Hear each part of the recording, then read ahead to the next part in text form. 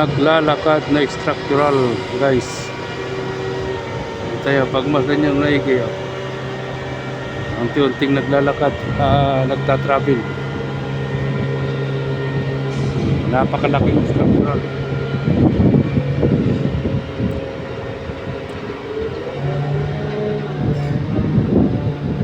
Ang ginagamit nilang ano dyan, yung equipment isa buggy yung nasa baba. Bali ang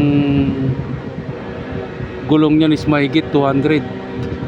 Yan o, yan o, palapit ng palapit sa kanyang destination.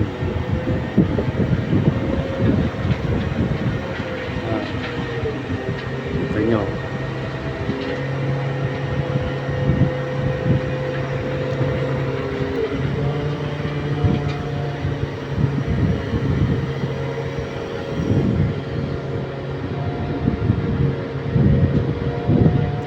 Binuo muna doon sa malayo, saka ita-travel doon sa pag-instalan. Yan, walang sagabal.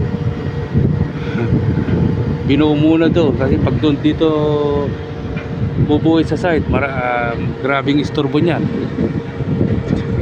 Kita nyo naman, oh.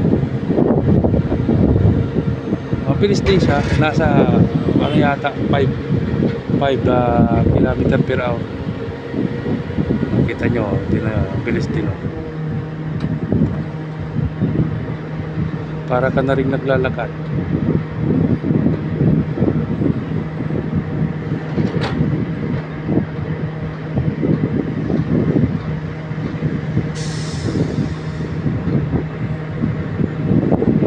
Ang height niya ay sa 30 meter ang height. Hindi ko masyadong mabidyuhan. Yung gulong na ginagamit dyan is hindi ko mabidyuhan eh. Dito.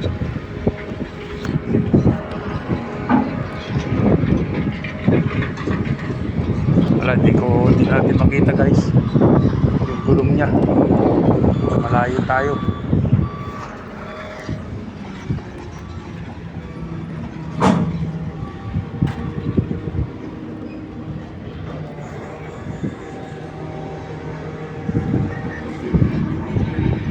May mga kalaban.